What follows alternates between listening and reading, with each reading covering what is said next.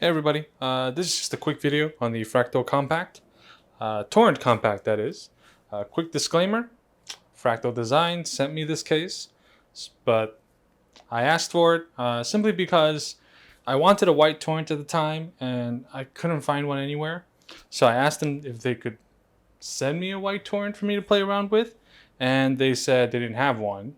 And then, but they were nice enough to offer me a Torrent Compact, which at that point in time had not been released yet. So I've actually had this case prior to release. Unfortunately, I couldn't think of what to put in it until not too long ago. So I'm just going to go over the case real quick. This is the front of the case. It pretty much has the torrent aesthetic. Obviously, it doesn't come in blue. I painted it blue. And not the world's best job, but okay. There were some rough spots on this case, especially by the bottom where I could have done a better job. I totally forgot the case feet until like secondhand, and I had to remix the blue-black, and it wasn't ideally matched to what I had originally. I should have measured what I originally matched, which was kind of matching paint sometimes would be very painful. But there's the back of the case. Crappy wire management. It's just for me. So if it was for somebody else, it would be a lot nicer than this. But since it's just for me, I don't really care. I care enough to do something, but while we're on the back, let's just go over the spacing. You can see there's not much space for you to manage cables. So be nice with your cables. That's all I can say. If you have a standard PSU kit, some of the cables might be a problem because there's not much room up here either. I have custom length cables outside the 24 pin, so it's pretty easy for me.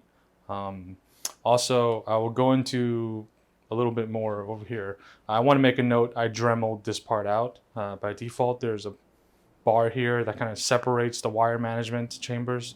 I had to Dremel it out for the 24 pin cable over here. It's black because it's slim. Regular cables aren't going to work within the ATX. I had to Dremel it out in order to fit in the ATX board and still have a 24 pin. That's why it's Dremeled out, at least for this board's location. You might be able to get away with it with another board, but I highly doubt it. They tend to be in the same spot. 360 in the front, as you can probably tell. If I spin it back some more, here we go. All right, so right off the bat, 60 millimeter rad in the front. I kind of went for that. Let me cram as much as possible into this case while not making it look messy look. So this is a white EK 360 PE painted by yours truly, matte white. The tubes are also painted matte white, satin finish. And that's why they're not that matte as the radiator is. The other tubes are chrome plated brass. So I kind of went for that, chrome white, kind of shift, because the board has the nickel and the it's like a grayish white. The glacial, it's not white. The GPU mounting bracket is painted to match the motherboard, so it doesn't look so off sitting against the motherboard. I mean, not that you can really tell, right? But yeah, as you can see, I really don't have much room. This is the most you're gonna go. This is a 3080 Ti. If I had used an AIO, like a standard AIO, I could probably fit a much larger GPU in there. But since I didn't, I just went for as big as I can go. I originally had planned to do like a water blocked 3080 Strix that would fit, but I decided I wanted clean runs, and that kind of would kill the look. And frankly, these things are for fun for me, so it's not like it's a daily rig or anything. 120 EKFLT in the rear, as you can see.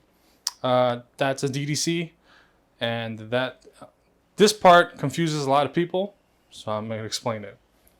The radiator and the monoblock are in parallel, kind of like when you see two GPUs in parallel on SLI. All right, water goes wherever there is the least amount of resistance. Now, I don't believe off the top of my head these EK XEs were very high resistance to begin with. I think they were kind of in the middle. And the monoblock would probably have the higher resistance of the two, in my opinion. I don't have the hard numbers, so I can't tell you. But the DDC has enough head pressure to do this parallel config, no problem. And there are people, that saw the photos and are like, oh, you're probably getting horrible temperatures up flow. The flow is fine, temperatures are fine. And I will show you the temperatures are fine. I have a quick overclock on this.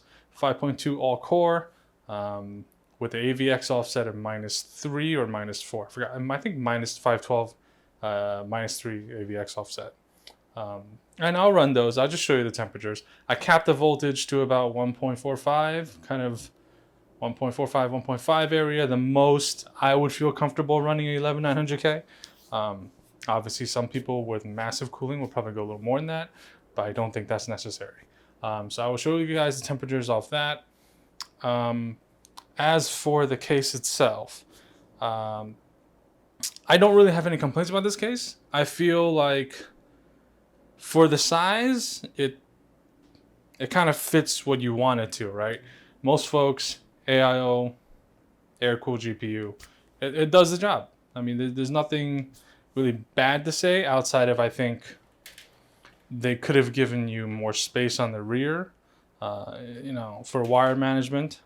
If you had 2 SSDs here, it's going to get a little messier. One traditional HDD hard drive slot on top. These days, I don't think this is a, traditional hard drive case. I think if you buy this case, you probably use SSDs or, 2 SSDs and mostly NVMe's. This is not a case I would buy to stick a traditional hard drive in, because putting it up here with all the other cables, you're just asking for a mess. Unless you get you get custom cables to length. You're not going to have a fun time. Oh yeah, I did Dremel the back for the pump to come out. Simply because if I mounted it normally, it would come forward this much, and this is ugly. So yeah, I mean, nothing bad to say about the case, really. 360 in the front, no 420s. Don't even think about it. You could do a 280, that works. They come with, this thing comes with these huge fans. Hold on. So, machine's hooked up. This is a very warm room, just a heads up. So the temperatures are not as great as they should be. Let's give you an idea. Oh, that's surface temp. 1 second. Change the room. It is 83.8 degrees in here. That is the equivalent of maybe 30 Celsius. So my ambient is not cool, and I would assume my water temp is at least over 30 minimum. I didn't put a dedicated water temperature sensor, so I'm going to use the one that's on the block, on the monoblock. This monoblock water temperature sensor tends to be a little higher than what it is throughout the entire loop. I've known that about this board since I've had it, so I expect it to read quite a bit higher than what it normally would be. So it's giving me a 37, 38. So in reality, this water temperature is probably 34, 35. Okay? So that's reality. All right? So, yeah, see, let me see. See, it actually went down again, 37. It's not the most reliable temperature sensor, but nonetheless. So we're going to come here. First, I'm going to do a stress CPU FPU cache. This is the equivalent of you running like an AVX load. All right. So this is the hottest the chip will get in terms of pummeling. The chip is now drawing 1.22, 1.3 volts. I kind of capped it about 1.4. And then I'm getting, 47, about 4.7, 5 gigahertz on one core. But yeah, 4.7. I think the sweet spot for these, for AVX, is like 4.8 about. And my temperatures are 76. My water temperature should have gone up a little bit. It will slowly. This doesn't pull that quickly. But yeah, you can see, not too hot, nothing too crazy, right? So now if I stop this and I run just like the non-AVX workload, I just stress the CPU itself. I expect, this is what most gaming is like this, okay? Most gaming is this kind of CPU usage. And I put it to 100. All right, you can see it's at 100, no joke. Yeah, there we go. It's the 100% CPU. All right, It's at pretty much 5.1 all core. Okay, it's all core boost. 1.349 volt current draw, 1.35. And if you look at my CPU temp, nothing wrong with that. Right, so there's nothing wrong with the flow. There's an adequate flow. There's enough head pressure.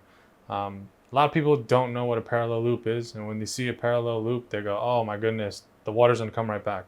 That's not the way it works. Okay, water will go anywhere where there's no resistance.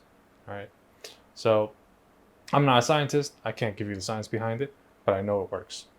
It's pretty much that simple. All right, so that kind of wraps it up. You can still see it's still going. This is gaming load. I think most AIOs don't do that good of a job. They come close. Anyway, with that said, the next video up should be the Z690 Godlike. I haven't had a chance to play with it yet. The board is humongous, but after that, they'll probably be moving, so I might not put something for a bit, but we'll see. All right, thanks for watching. Take care and stay safe.